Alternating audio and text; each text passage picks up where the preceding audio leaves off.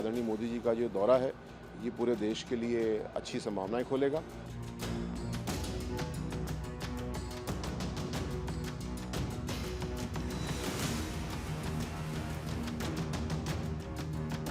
मैं इसको दोस्ती के रूप में देखूंगी अभी तो, क्योंकि जैसे हालात है तो इजराइल और इंडिया की जो दोस्ती है वो वेरी स्ट्रांग होनी चाहिए।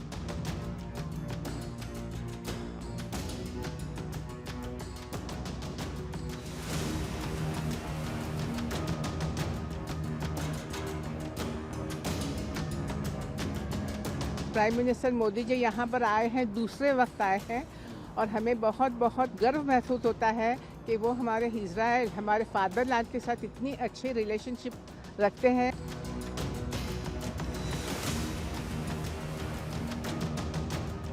Warm welcome to our Narendra Modi ji. Bharat Mata की जय।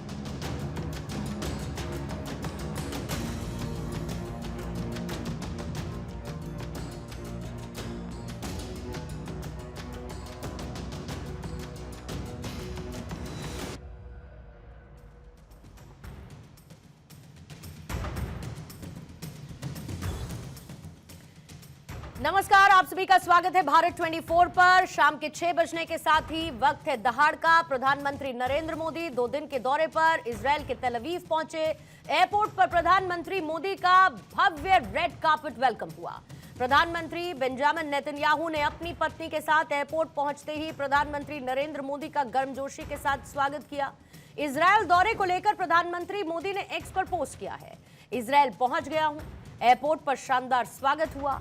पीएम नेतन्याहू के स्वागत से बहुत सम्मानित महसूस कर रहा हूं। मैं द्विपक्षीय चर्चाओं, अच्छे नतीजों की उम्मीद करता हूं। भारत इजराइल दोस्ती को और मजबूत करेंगे। इन 2 दिन के दौरान प्रधानमंत्री मोदी बेंजामिन नेतन्याहू से विज्ञान, प्रौद्योगिकी, कृषि और इनोवेशन पर चर्चा करेंगे। इसके अलावा भारत और इजराइल के बीच नए सिरे से मिसाइल्स, ड्रोन और एयर डिफेंस सिस्टम, आयरन डोम को लेकर कई डिफेंस डील हो सकती हैं। अपने इस दौरे में प्रधानमंत्री इजराइल की संसद नेसेट को भी संबोधित करेंगे और ऐसा करने वाले पहले भारतीय प्रधानमंत्री होने का गौरव हासिल करेंगे। इजराइल रवाना होने से पहले पीएम मोदी ने कहा कि वो अपने प्रिय मित्र प्रधानमंत्री नेतन्याहू के निमंत्रण पर इजराइल पहुंच रहे हैं। उन्होंने कहा कि वो नेतन्याहू के साथ विज्ञान और प्रौद्योगिकी, इनोवेशन और कृषि समेत तमाम मुद्दों पर होने वाली बातचीत को लेकर काफी आशान्वित हैं, होपफुल हैं। प्रधानमंत्री नेतन्याहू ने कहा कि मिडिल ईस्ट के आसपास या उसके अंदर स्टेबिलिटी और विकास के लिए समर्पित कई देशों का हम गठबंधन बनाएंगे, जिसमें भारत, कुछ अरब, एशियाई और अफ्रीकन देश, ग्रीस और साइप्रस जैसे देश शामिल हैं। अब प्रधानमंत्री मोदी के इजराइल दौरे की इंपॉर्टेंस क्या है और इसे मिडिल ईस्ट को क्या संदेश जाएगा, आज इसी पर करेंगे दहाड़ में हम चर्चा मेहमानों के साथ। लेकिन उससे पहले कुछ सवाल आपके सामने रखती हूं, उन सवालों के साथ ही हम चर्चा को आगे बढ़ाएंगे। आज पहला सवाल यही रहेगा, मोदी का दौरा विशेष मिडिल ईस्ट को क्या है संकेत? ईरान इजराइल तनाव, मोदी देंगे शांति का सुझाव। दोस्ती का नया चैप्टर, डिफेंस व्यापार को बूस्टअप। नेसेट से मोदी देंगे दुनिया को शांति का संदेश। मिडिल ईस्ट में टेंशन, महामंत्र देंगे मोदी। हमारे साथ मौजूद है बीजेपी के प्रवक्ता आरपी सिंह साहब, हमारे साथ रिटायर्ड विंग कमांडर अनुमा आचार्य हैं, कांग्रेस की प्रवक्ता चर्चा में जुड़ी हैं। प्रोफेसर स्वर्ण सिंह हैं, school of international relations JNU से। अनुराग वर्मा जी वरिष्ठ पत्रकार हमारे साथ स्टूडियो में इस वक्त मौजूद हैं। शशांक जी पूर्व राजनयिक के तौर पर अब से थोड़ी देर बाद चर्चा का हिस्सा होंगे। और संजीव श्रीवास्तव जी विदेश मामलों के जानकार दहाड़ में हमारे साथ जुड़ेंगे। आप सभी मेहमानों का बहुत बहुत स्वागत करती हूँ। आरपी सिंह साहब, आप ही के साथ मैं शुरुआत करती हूँ, क्योंकि जैसे प्रधानमंत्री नरेंद्र मोदी आशान्वित हैं इस दौरे को लेकर, वैसे ही पूरा देश भी है। लेकिन इसके साथ साथ इस विजिट की टाइमिंग पर भी लगातार ये सवाल उठे कि आखिर ये समय प्रधानमंत्री नरेंद्र मोदी ने क्यों चुना। मैं ये समझना चाहती हूँ सरकार के पर्सपेक्टिव से कि प्रधानमंत्री का ये इजराइल दौरा, इसकी इंपॉर्टेंस क्या है और दुनिया को क्या कोई संदेश इस पूरे मिडिल ईस्ट में मची हुई उठापटक के बीच भारत देने की कोशिश कर रहा है। पूर्णिमा जी, आपको और आपके सारे श्रोताओं को और आपके सारे व्यूअर्स को और आपके सारे जो पैनलिस्ट यहाँ पर बैठे हैं, मनगानिए हमारे यहाँ पैनलिस्ट बैठे हैं, उन सबको मेरा नमस्कार। देखिए, पहली बात तो बड़ा स्पष्ट समझे कि टाइमिंग कोई ये नहीं कि आजकल में कोई नहीं, कई कई महीने पहले चीज़ें तय होती हैं कि कब प्रधानमंत्री जाएंगे, कब विदेशी दौरे करेंगे, किस देश का दौरा करेंगे। ये कई कई महीने के और कई बार साल 2 साल पहले भी चीज़ें तय होनी शुरू हो जाती हैं। ये प्रधानमंत्री जी का दूसरा दौरा है 2017 के बाद, अब ये दूसरा दौरा है और पहली बार होगा कि प्रधानमंत्री जी वहाँ पर देश के पहले प्रधानमंत्री होंगे जो कि वहाँ के संसद को एड्रेस करेंगे और दुनिया भर में एक संदेश जा रहा है कि हमारा और जो इजराइल के संबंध हैं, हमारे और इजराइल के जो कूटनीतिक संबंध हैं उनके ऊपर भी, और जो हमारे जो आने वाले दिनों में डिफेंस में, सुरक्षा के मामले में, चाहे वो काउंटर टेररिज्म के मामले में हो, चाहे वो विज्ञान और प्रौद्योगिकी के मामले में हो, चाहे वो एग्रीकल्चर और वाटर मैनेजमेंट के मामले में हो, इन सब विषयों पर हमारे अलग अलग समझौते और अलग अलग करारनामे होंगे। तो बड़ा स्पष्ट है कि एक नए प्रकार की सोच के साथ और एक इस सोच के साथ कि दुनिया के अंदर किस प्रकार से शांति भी हो उसकी भी चिंता है। और यहाँ तक मिडिल ईस्ट की बात है, मिडिल ईस्ट भी ऑन बोर्ड है इस मामले में। ये नहीं कि मिडिल ईस्ट कहीं से अलग थलग पड़ा हुआ जाए, मिडिल ईस्ट से कहीं बातचीत नहीं हो रही, मिडिल ईस्ट भी ऑन बोर्ड है, यूएई ऑन बोर्ड है।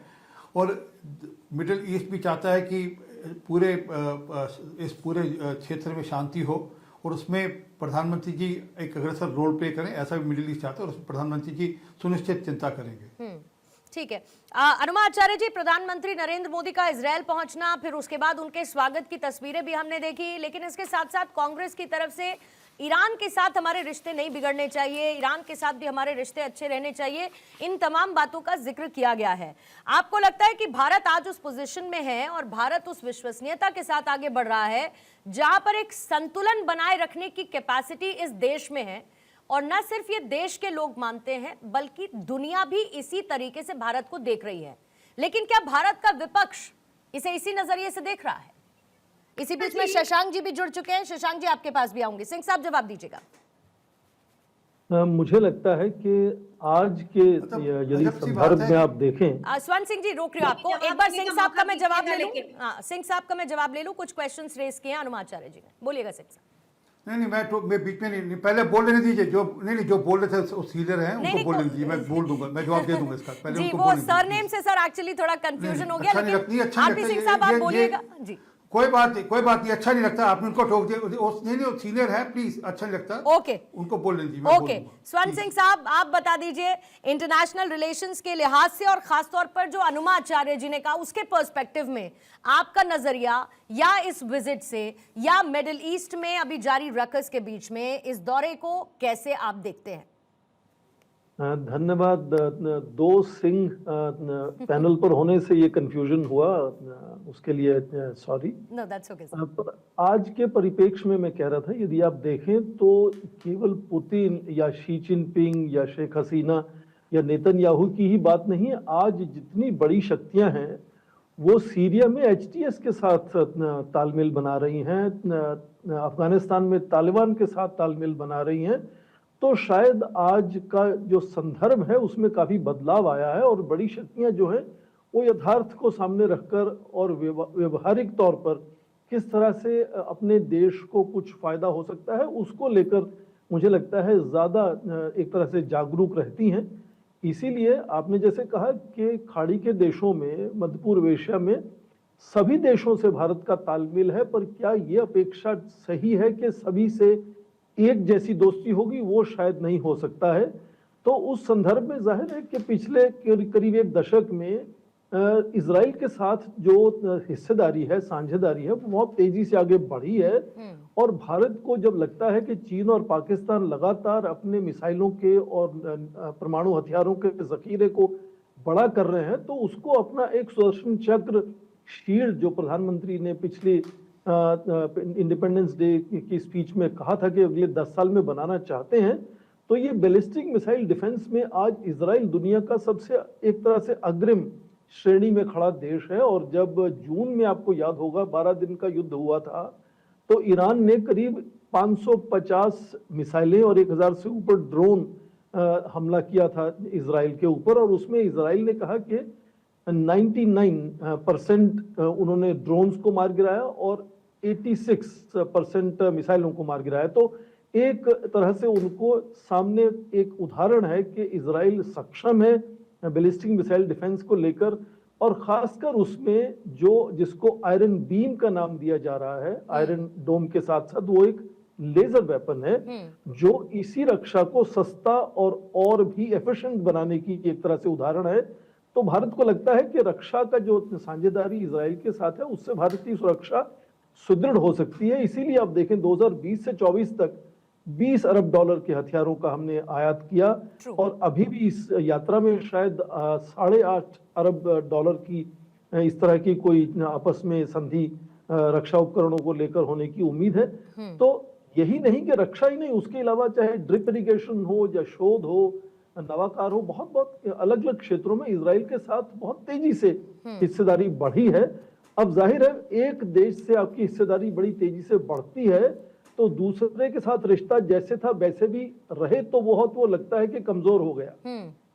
इस हालत में जब तनाव बना हुआ है अमेरिका का ईरान के साथ, प्रधानमंत्री की इजराइल यात्रा हाँ ऐसी कुछ परिभाषा देने को कुछ लोगों को एक तरह से उकसाता है, जब मजबूर करता है कि क्या ये रिश्ते एक तरफ झुकते हुए नजर आ रहे हैं और इस बदलाव में क्या किसी देश को, किसी समाज को नुकसान भी हो सकता है। पर अंतर्राष्ट्रीय संबंधों में ये कॉस्ट बेनिफिट हमेशा चलता रहता है, कभी भारत को भी नुकसान उठाना पड़ता है। तो अंतर्राष्ट्रीय संबंधों में कैसे राष्ट्र हितों को साधे हम, वो नेतृत्व अपने तरीके से सोचता है और यहाँ उसको लगता है कि हिस्सेदारी से भारत को फायदा हो सकता है उनकी नजर में। अपनी नजर से वो एक तरह से उसका विश्लेषण करके उसे उस तरह के रिश्ते बनाना चाहते हैं और परस्पर खासकर जो दो नेताओं के रिश्ते हैं वो तो बहुत एक तरह बिल्कुल उसका प्रदर्शन अक्सर हम देखते हैं कि बहुत ही गर्मजोशी से मिलते हैं। अब वो नेतन्याहू लगातार तस्वीरें हमने भी देखी, बिल्कुल वो तस्वीरें हमने भी देखी, किस तरीके की मुलाकात रही, किस तरीके का स्वागत रहा। सिंह साहब, पहले अनुमा जी के सवालों का मैं आपसे जवाब ले लूं, फिर शशांक जी आपके पास आते हैं, अनुराग जी फिर आपके पास। देखिए, हमारे संबंध मिडिल ईस्ट में भी वैसे ही हैं जैसे इजराइल के साथ हैं। यूएई हो, सऊदी अरेबिया हो, कतार हो, अमन हो, बहरीन हो, कुवैत हो, सबके साथ संबंध है। और ये हमारे ही संबंध नहीं, उनके भी, उनमें से यूएई के जैसे अब्राहम अकॉर्ड के अंतर्गत इजराइल के साथ भी संबंध है। तो ये आज जो वैश्विक पटल पर नई व्यवस्थाएं हो रही हैं उसके अनुसार हमको भी अपनी कार्रवाई करनी पड़ेगी। परंतु अनुराग जी का क्या करेंगे, इनके लिए तो मजबूरी है, इनको तो यहाँ पर अपना वोट बैंक देख लेना, इनको तो सिर्फ एक इस्लामिक वोट बैंक या मुस्लिम वोट बैंक के चलते हुए ये किसी हद तक जा सकते हैं। कभी इन्होंने एक अक्षर नहीं बोला जब बांग्लादेश में हिंदुओं पर अत्याचार हो रहे थे, कभी इन्होंने एक अक्षर नहीं बोला जब पाकिस्तान में हिंदुओं पर या सिखों पर अत्याचार हो रहे थे, कभी इन्होंने एक अक्षर नहीं बोला जब अफगानिस्तान में सिखों पर अत्याचार हो रहे थे, इन्होंने एक अक्षर नहीं बोला। तो इनकी मजबूरी समझते, और ये तो सीए का विरोध भी इसलिए कर रहे थे सिर्फ एक वोट बैंक की राजनीति चलते हुए। तो ये तो इनकी कंपल्शंस हैं, परंतु हमने अपने संबंध बनाने हैं और हमारे सब देशों के साथ बराबर संबंध हैं। हमारे पैलेस्टीन के साथ भी संबंध हैं और हमारे इजराइल के साथ भी बराबर के संबंध हैं। इजराइल क्योंकि आज तकनीकी के मामले में बहुत आगे है और दुनिया आज इजराइल की तकनीक से कई चीज़ें सीखती है और कई चीज़ों पर समझौता करती है, कई करारनामे करती है। वैसे हम भी, जैसे अभी बताया, एग्रीकल्चर हो जिसमें ड्रिप इरिगेशन हो, जहाँ उसके अलावा हथियारों के मामले में हो, ड्रोन के मामले में हो, वो जो एक पूरी शील्ड की बात हो रही है, तो उस सारे मामलों में हम लोगों ने आगे पहल ली है और हम समझौते करेंगे और अपनी देश की सुरक्षा के लिए हमने अपना हाथ आगे बढ़ाया और इजराइल के साथ हमारे संबंध दृढ़ हैं। ठीक है, अनुमा जी जवाब दीजिएगा। 1 मिनट का टाइमर आपके जवाब के लिए मैं रख रही हूँ, फिर शशांक जी फौरन आपके पास आ रही हूँ। देरी के लिए माफी चाहूंगी अनुराग जी। पहली चीज तो ये कि हिंदू मुस्लिम के अलावा कुछ आता नहीं है बोलना, हमें कोई फर्क नहीं पड़ता। जहां पर भी मानव अधिकारों का हनन होगा वहां हमेशा कांग्रेस की आवाज उठती है। यहाँ तो मुझे ऐसा लग रहा है कि थोड़ा सा चारा देखकर बस्ती की बकरियां गजलें सुना रही हैं कसाई की शान में। मानव अधिकारों की बात तब नहीं हुई जब 1984 में सिर काटे थे सिखों के, तभी मानव अधिकार की बात हुई ना। जब बांग्लादेश में जब हिंदुओं पे अत्याचार हो रहा था तब आपको मानव अधिकारों की बात नहीं हुई। इनको थोड़ा सभ्यता सिखाएंगी कि नहीं सिखाएंगी? नहीं, आपको तब मानव अधिकार की सोचते ना जी, जब चाइना के अंदर जब चाइना के अंदर उग्र मुसलमानों के मानव अधिकारों का हनन हो रहा है, तब सोचेंगे कि हम हमले बोलते जाएं, हम अटैकिंग मोड में आ जाएं, तो ऐसा थोड़ी है कि इधर से जवाब नहीं आएगा। तो कांग्रेस की डबल सियासत की बात तो होगी ना। मानवाधिकारों की आप लोग बात करते हैं, एक तरफा एक सुर में आप लोग ये नहीं बोल पाए कि बांग्लादेश में हिंदुओं की हत्या हो रही है, हिंदुओं की हत्या की हम निंदा करते हैं। बार बार आप लोग बोलते रहे कि माइनॉरिटीज को टारगेट किया जा रहा है। एक बार आप लोगों ने हिंदुओं के कत्लेआम पर एक शब्द नहीं बोला। माइनॉरिटी बोलेंगे, अल्पसंख्यक को अल्पसंख्यक बोलेंगे। आप नहीं, आप बोलिए ना कि हिंदुओं की हत्या हो रही, नहीं हुई वहां हिंदुओं की हत्या, तो फिर तो डबल स्टैंडर्ड पर सवाल उठेंगे ना अनुमा जी। हम लोकतंत्रात्मक पूरी भाषा अच्छा, पर ये तो फिर आपने अपनी किताब लिख दी ना लोकतंत्र की, ये तो कांग्रेस का लोकतंत्र हुआ ना, फिर ये देश का लोकतंत्र नहीं हुआ ना, क्योंकि आप एट कन्वीनियंस बात करेंगे। बोलिए ना, हमास का जो हमला था उसके बारे में अनुमा जी ज्ञान मत दीजिए, अनुमा जी ज्ञान मत दीजिए, ज्ञान मत दीजिए, ज्ञान मत दीजिए। आप कांग्रेस की प्रवक्ता हैं, कांग्रेस का पक्ष रखिए, बीजेपी के प्रवक्ता बीजेपी का रखेंगे। मुझे जो काउंटर रखना है मैं वो काउंटर रखूंगी, और वो अधिकार ना आप मुझसे छीन सकती है ना कोई और छीन सकता है। नहीं तो आप अगर बीजेपी और सर्टिफिकेट देना बंद करिए, जाना चाहती हैं, मैं तो सिर्फ सर्टिफिकेट देना बंद करिए अनुमा जी, और अब कुछ नया ढूंढकर आप लोग लेकर आइए। अब इससे हम लोग भी बहुत बोर हो चुके हैं, पता है आपको, अब हम लोग बहुत बोर हो चुके हैं इन सबसे। अब कुछ नया ढूंढ कर लाइए, बोलिए अपनी स्ट्रैटेजी टीम की कुछ नई स्ट्रैटेजी प्लान करें। और उनके समझ में नहीं आता क्या, उन लोग जो हैं वो दूसरे पूरे समय इन्होंने बजरंग दल और विश्व हिंदू परिषद जैसे गुंडों को पैदा किया है इस देश में। ना please allow me,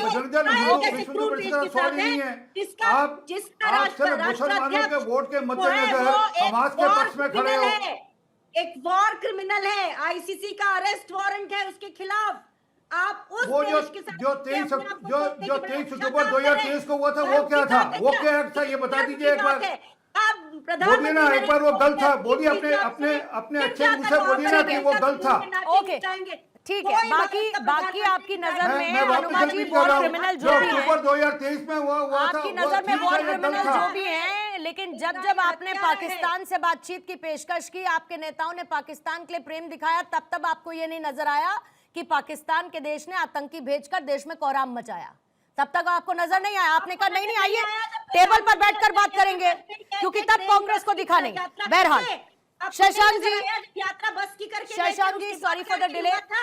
Shashank sir, कूटनीतिक दृष्टि से अगर मैं देखूं, डिप्लोमेटिक रिलेशंस के लिहाज से, तो इस दौरे की संभावित उपलब्धियां आप क्या देखते हैं, खास तौर से पूरे बदलते जियोपॉलिटिकल ऑर्डर के बीच में? देखिए, इजराइल और भारत दोनों ही डेमोक्रेसीज हैं, दोनों में तरह तरह के विचार उठते हैं। तो इजराइल में भी इस तरह की बातें उठी हैं कि उनके सुप्रीम कोर्ट की चीफ जस्टिस को नहीं बुलाया जा रहा खाने के ऊपर। हमारे यहाँ बातें उठती हैं कि साहब ऐसे में क्यों जा रहे हैं जब ईरान के ऊपर हमले की आकांक्षा है और पैलेस्टीनियंस के राइट्स के बारे में हम बात नहीं कर रहे हैं। तो मेरे ख्याल से ये सब बातें जरूर उठेंगी, लेकिन कूटनीतिक दृष्टि से मेरा कहना ये है कि जो भी हमारे हित में है, हमारे देश के हित में बहुत आवश्यक है, और मेरे ख्याल से बिल्कुल सामयिक है कि हमको ये सब करना पड़ रहा है। हमारे पास हमने देखा है कि जिस तरीके के हालात बन रहे हैं, अनिश्चित टाइप की नीतियां बन रही हैं, सब देशों के ऊपर दबाव पड़ रहा है, एलाइज नहीं रहे हैं, दोस्त नहीं रहे हैं। ऐसे में जो है हमको ध्यान ये रखना है कि अगर हमारे पड़ोसी आपस में मिलकर हमारे ऊपर किसी तरह का आतंकवाद का या किसी और तरीके का हमले का प्रयास करते हैं, तो हम कैसे अपने को संभालेंगे, अपने किस तरह के हितों की रक्षा करेंगे, वो बहुत आवश्यक है।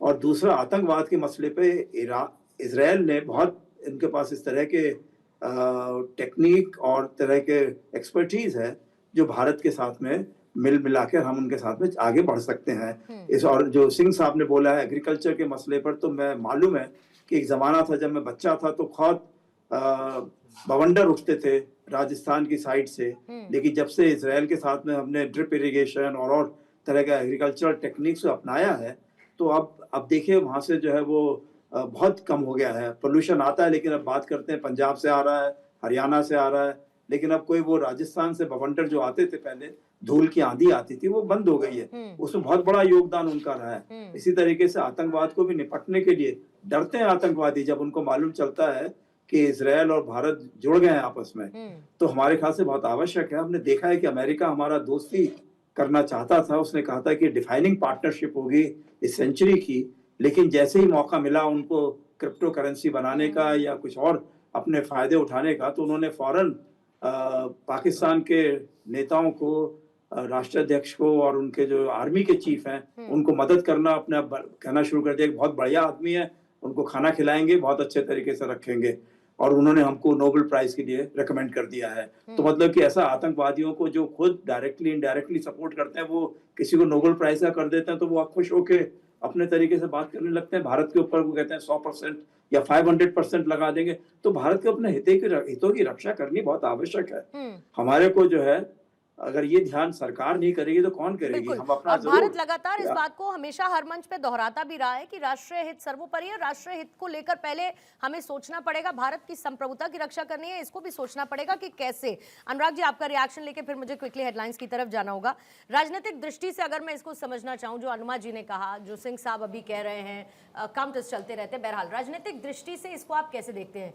कांग्रेस की समस्या उसको फॉरेन पॉलिसी में ज्यादा दिखती है, या जो मोदी ब्रांडिंग हो रही है ग्लोबल लेवल पर, वर्ल्ड ऑर्डर में, उससे ज्यादा समस्या कांग्रेस को आपको लगता है हो रही है? देखिए पूर्णिमा जी, मुझे थोड़ा सा समझ नहीं आ रहा है कि जो हमारी पैलेस्टाइन और इज़राइल को लेके जो इंडिपेंडेंट दोनों इश्यूज़ को लेके हमेशा एक इंडिपेंडेंट सोच रही कि हमारी फ़िलिस्तीन के लिए एक अलग एक पॉलिसी है, इज़राइल को लेके एक अलग पॉलिसी है। मुझे समझ नहीं आया कि इस समय कांग्रेस के इंटरनली अनुमा जी और प्रवक्ताओं को क्या ब्रीफिंग हो रही है कि हम दोनों को मर्ज करने जा रहे हैं चुनावों के मद्देनज़र। अदरवाइज़ कभी भी हमने दोनों सब्जेक्ट को क्लब नहीं किया, सरकार के लेवल पे या पार्टी के लेवल पे। इंडिविजुअल जो कर रहे हैं, लोग कर रहे हैं, उनकी अपनी चॉइस है, लेकिन सरकार के लेवल पे और ब्रॉड लेवल पे हमने कभी दोनों को मर्ज नहीं किया। देखिए, ये जो मोदी की विजिट है इजराइल की, इसके दो मतलब हैं। एक तो जो विश्व को मैसेज जा रहा है कि स्पेशली ऑपरेशन सिंदूर के बाद हमने विश्व को बताया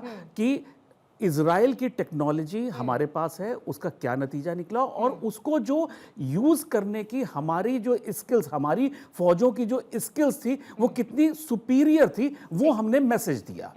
नंबर 2, जो इंटरनल मैसेज जा रहा है वो शायद अरुणिमा को ज़्यादा परेशान कर रहा है कि आपका वोट बैंक इससे कहीं आपसे फर्दर नाराज ना हो जाए कि आप सरकार को इस मामले पे घेर नहीं पा रहे हो। कि आप अगर इस समय सोशल मीडिया पे देखिए तो लोग, इवन प्रियंका जी भी जो है पैलेस्टाइन को लेके बातें कर रही हैं, बाकी उन्होंने कभी बांग्लादेश और बाकी के जहां पे बैग लेके प्रियंका जी पार्लियामेंट में जा रही। तो ऐसी स्थिति में देखिए, अभी कांग्रेस को सबसे बड़ी चीज समझने की जरूरत यह है कि जिस तरह से पाकिस्तान इस्लामिक वर्ल्ड को लीड करने की कोशिश कर रहा है, थोड़ा बहुत कर भी रहा है, उसी तरह उसी के जो पैरेलल इंडिया को भी अपनी डिफेंस सिस्टम को स्ट्रेंथन करने के लिए जिसके साथ हाथ मिलाना पड़ेगा वो करना चाहिए। इसमें जो मैं सबसे बड़ी बात ये कहना चाह रहा था, जो इसके दो मतलब हैं। एक जो विश्व को मैसेज दिया गया कि हम जिस तरह से पाकिस्तान इस्लामिक वर्ल्ड का लीडर बनने की कोशिश कर रहा है और काफ़ी हद तक लीड कर रहा है, उसको अमेरिका का सहयोग है। दूसरी तरफ इंडिया को अपने डिफेंस के लिए अगर इजराइल से हाथ मिलाना पड़ रहा है, और उसकी टेक्नोलॉजी हमने दिखा दी, उसकी हैंडलिंग जो इंडियन फोर्सेस की जो उसकी हैंडलिंग सुपीरियर तरीके से की गई, उसका हमने असर दिखा दिया। इसके बाद जो इंटरनल पॉलिटिक्स को अगर आप देखेंगे तो कांग्रेस को ऐसा लग रहा है कि उसने यूपी, बिहार और जो वो स्टेट जहां पे ज्यादा सीटें कांग्रेस को पहले आया करती थी, वहां जब से मुस्लिम वोट बैंक इनके हाथ से सरका है, इनका बेस खत्म होता जा रहा है। उसका असर अब केंद्र में भी इतना बड़ा है कि अब उनके पास वो रिप्रेजेंटेशन नहीं रह गया। ऐसी स्थिति में कांग्रेस को जो सबसे बड़ी प्रॉब्लम दिखाई दे रही है वो यही है कि किस तरह से अपने मुस्लिम वोटर को रिक्लेम करें, मुस्लिम वोटर को अपने दोबारा से वापस लेके आए। समस्या क्या हो रही है, ये जितना मुस्लिम वोटर के पास जा रहे हैं उतना जो जातिगत वोट था इनका वो इनके हाथ से निकला जा रहा है। मुसलमान वोट इनके पास आ नहीं रहा है। आज की तारीख में जो बिहार के इलेक्शन में हमने देख लिया, महाराष्ट्र के इलेक्शन में हमने देख लिया कि मुसलमान इस समय जो है, भारत का मुसलमान, उसे ना कांग्रेस चाहिए, ना उसे समाजवादी पार्टी चाहिए, ना उसे आरजेडी चाहिए, ना उसे टीएमसी का पता लग जाएगा इस चुनाव में।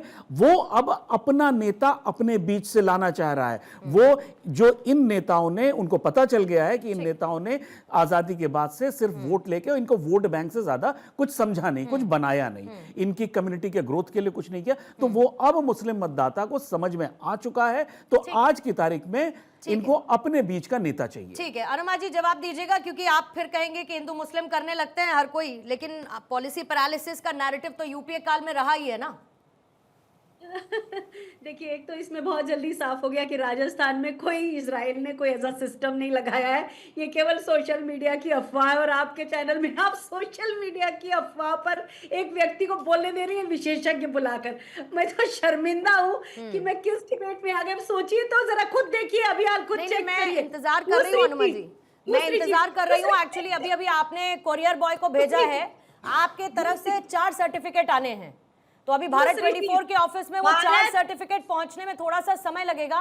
तब तक आप मुस्कुराइए, तब तक आप मुस्कुराइए। Feel free to laugh out loud madam. आने दीजिए कोरियर, फिर उसके बाद मैं सबको एक एक करके सर्टिफिकेट बांट दूंगी कि अनुमा आचार्य जी ने भेजे, ले लीजिए अपने। पहली चीज तो सोशल मीडिया की बैक टू द पॉइंट, ये एआई बता रहा है और कहीं भी फैक्ट फाइंडिंग पता कर लीजिए एक बार। दूसरी बात, इजराइल से भारत उसके पूरे निर्यात का 34% डिफेंस इक्विपमेंट खरीद रहा है। क्यों खरीद रहा है? कहां दाल में काला है? आपको नहीं पता क्या? पेगासस खरीदा एक डील के नाम पर, उसके बाई प्रोडक्ट के रूप में, और इसीलिए सरकार इससे भागी फिर रही है। मैं यहाँ टोकूंगा अनुमा जी, प्लीज देश को कंफ्यूज मत करिए, राष्ट्रीय चैनल में बैठ के देश को कंफ्यूज मत करिए। इंडिया अगर इजराइल से खरीद रहा है, जो इक्विपमेंट्स खरीदे गए हैं वो ऑपरेशन सिंदूर में उसकी सक्सेस दिखाई दी है। आप अगर ये चाहती हैं, अगर आप ये चाहती थी कि पाकिस्तान की तरह इंडिया जो है चाइना से डिफेंस सिस्टम खरीदता, चाइना के जो इक्विपमेंट्स खरीदता, और वो जिस तरह फेल हुए वो दिखाई दे रहा है। तो ये जो आप इस चीज की एक्सपर्ट नहीं है, आप इस चीज की एक्सपर्ट नहीं है, जो आप मुस्कुरा के ये बता रही हैं। आप जबरदस्ती कॉन्स्पिरेसी थ्योरी मत देखिए, इसमें कोई कॉन्स्पिरेसी थ्योरी नहीं है। ऑपरेशन सिंदूर ने ये बताया है, ऑपरेशन सिंदूर में हमें ये पता चला है कि जो हमारा एयर डिफेंस सिस्टम था, जो हमारे इक्विपमेंट्स थे, वो कितने सुपीरियर क्वालिटी के थे। आपको मेक इन इंडिया शायद पसंद नहीं आ रहा है, आप लोगों को मेक इन इंडिया पसंद नहीं आ रहा है। प्रॉब्लम ये है कि अगर डिफेंस सिस्टम यहां बनेगा तो आप लोगों को अच्छा नहीं लगेगा। एयर डिफेंस सिस्टम इस समय इंडिया के लिए कितना जरूरी है, और आपने पाकिस्तान का देख लिया। आप क्या चाहती हैं, पाकिस्तान जैसा यहाँ भी बनाया जाए? यहाँ जो नहीं, इनका तो लेकिन इतिहास रहा है ना सिंह साहब, नहीं बोलेंगे। इनका तो इतिहास रहा है कि भारत बालाकोट एयर स्ट्राइक करे तो सवाल, सर्जिकल स्ट्राइक करे तो सवाल, ऑपरेशन सिंदूर करे तो सवाल, फिर उसके बाद कोई ट्रेड डील कर ले तो उस पर सवाल, ये कह दे कि झुक गए, सरेंडर कर लिया। तो दिक्कत यहाँ पर ये नहीं है ना, सारी की सारी समस्या क्या है? नैरेटिव बिल्डिंग की।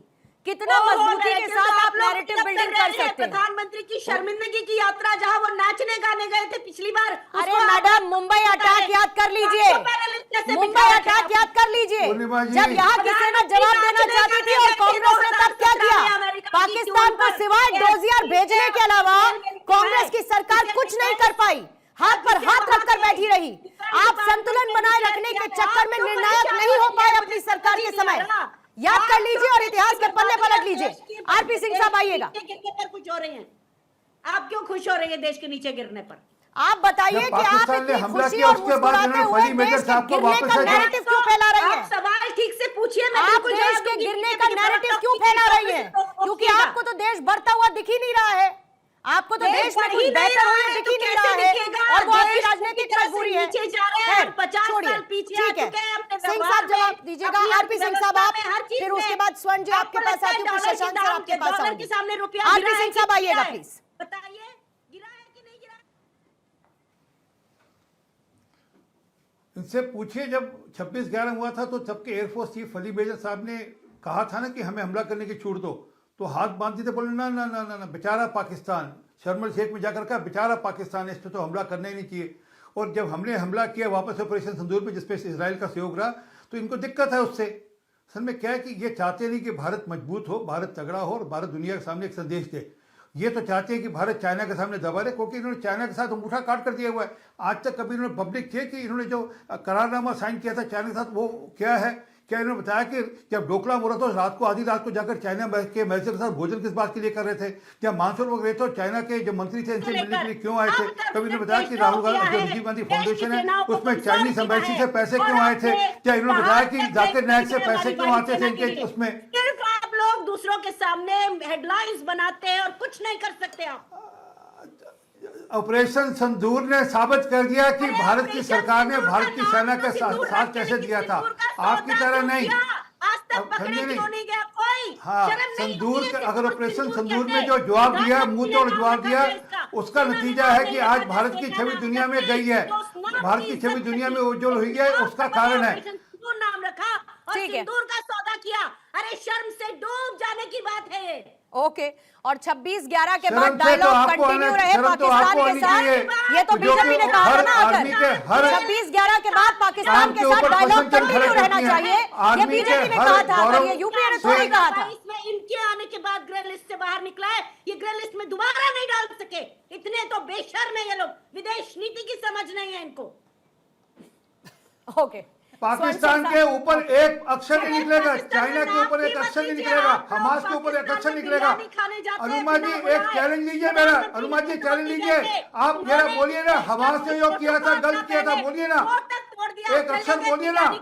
आपको क्योंकि आतंकवादियों का साथ देना है, आप आतंकवादियों के पक्ष में खड़े हैं, आप उनके पक्ष में खड़े हैं जो दूसरे देशों में घुसकर वहाँ की जनता को मारते हैं, वहाँ के अवाम के ऊपर हमला करते हैं, आप उनके साथ खड़े हैं। देश के पत्रकारों पर इसलिए आपने जब पाकिस्तान ने 26/11 किया था, तब भी आपके मुंह से अक्षर नहीं निकला था, तब भी मुंह से रहा था आपकी पार्टी का और आपके नेताओं का।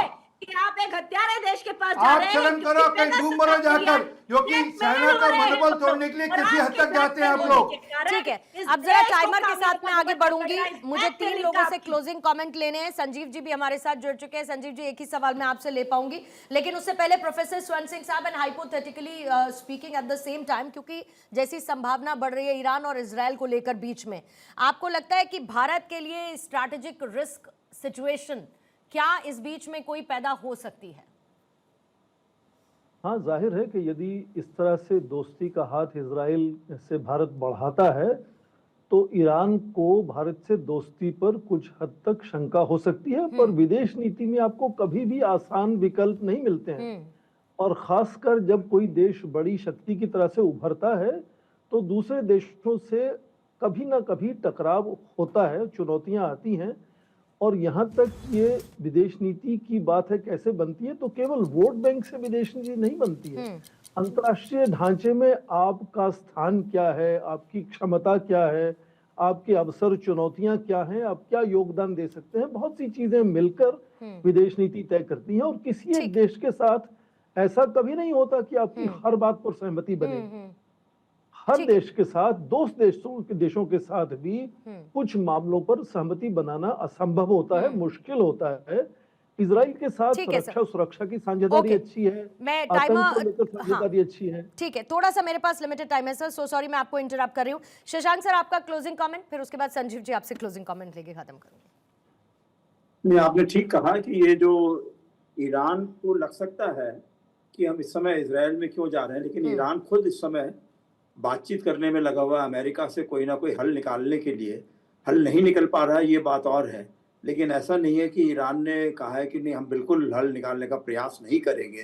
तो भारत जो है हमेशा शांति के पक्ष में रहा है और भारत ने अपनी क्षमता को बढ़ाने का हमेशा प्रयास किया है और हम उसे छोड़ नहीं सकते हैं। उस बात को बहुत ज़रूरी है, खास करके जिस तरह के हालात विश्व के बन रहे हैं, तो भारत को बहुत ध्यान में रखना है कि आगे जो चुनौतियां आ सकती हैं उसमें किस प्रकार से अपने को आर्थिक रूप से और रणनीतिक रूप से मजबूत कर सके। ओके, संजीव श्रीवास्तव साहब, तस्वीरें आने लगी हैं। मैं चाहूंगी कि इन तस्वीरों को दिखाने के साथ साथ ही मैं आपका एक ये यहाँ पर ज़ाहिर है कि जो सामुदायिक तो सांस्कृतिक कार्यक्रम है और जो भारतीय समुदाय है वो भी इस वक्त मौजूद है।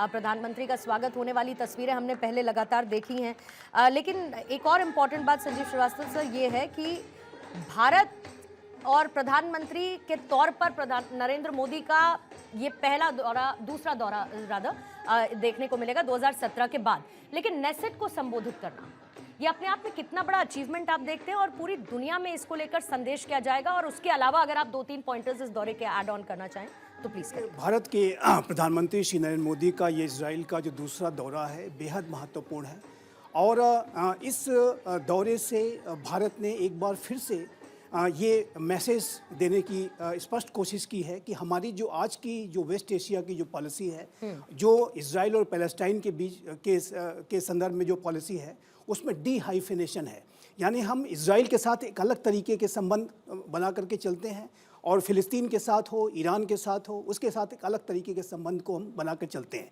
और भारत ने ये जो डीहाइफिनेशन है बहुत ही सफलतापूर्वक किया है। भारत के प्रधानमंत्री श्री नरेंद्र मोदी जब पहली बार इजराइल की यात्रा पर गए थे तो वो इजराइल की उन्होंने अलग यात्रा की थी, और बाद में वो फिलिस्तीन की यात्रा पर भी गए थे, वो अलग समय पर की गई थी। तो ये जो भारत के पहले की सरकारों के द्वारा जो एक तराजू पर जो इजराइल पैलेस्टीन के विषय को डील किया जाता था, उससे अब ये नया भारत निकल गया है। और भारत इस सफलतापूर्वक दोनों ही पक्षों को इस बात को मनवाने में सफल रहा है कि हमारी जो नीतियां हैं वो अलग अलग तरीके की होंगी। और दूसरी बात, भारत हमेशा से एक डायलॉग एमंग सिविलाइजेशंस का, डायलॉग एमंग नेशंस का, शांति का समर्थक रहा है। और ये जो यात्रा है वो एक ऐसे समय पे हो रही है कि जब पूरे मिडिल ईस्ट रीजन में एक भारी तनाव की स्थिति है, और ऐसे में एक ऐसा राष्ट्र जो कि अब्राहम एकॉर्ड्स के तहत जो ज्यूज, मुस्लिम्स और क्रिश्चियंस के बीच में जो बातचीत चल रही थी उसको हमने सपोर्ट किया, और उस अब्राहम एकॉर्ड्स के बाद जो जिस तरीके के उसके आउटकम्स आ रहे थे, जो I2U2 का इनिशिएटिव आ रहा था, इसमें भारत, अमेरिका, UAE और इजराइल शामिल थे, India middle east Europe economic corridor का जो इनिशिएटिव सामने आ रहा था, उसको सभी में भारत उसका एक बहुत ही इंटीग्रल पार्ट बन करके उभर रहा था।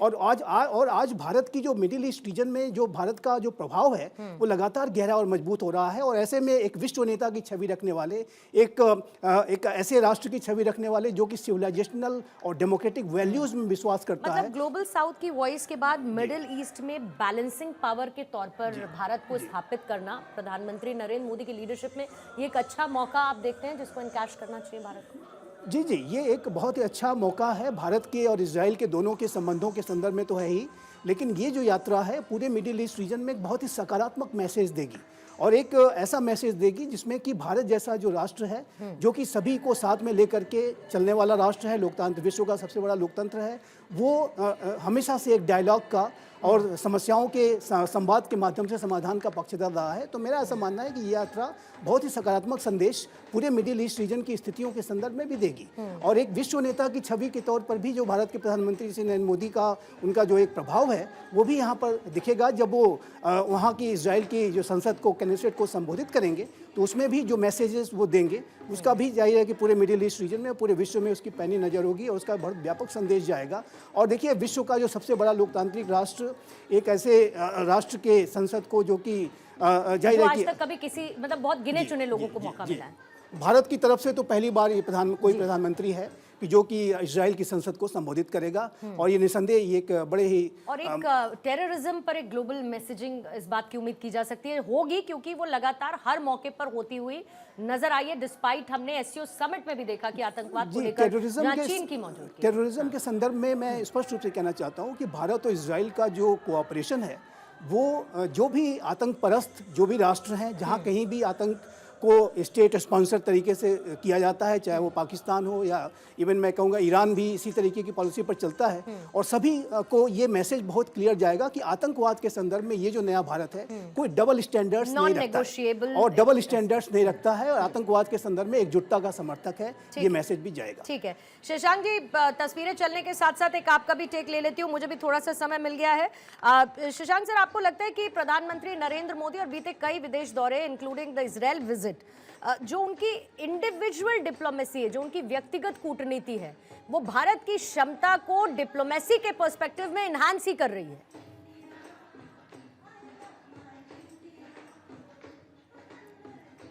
अनम्यूट कर लेंगे शशांक सर।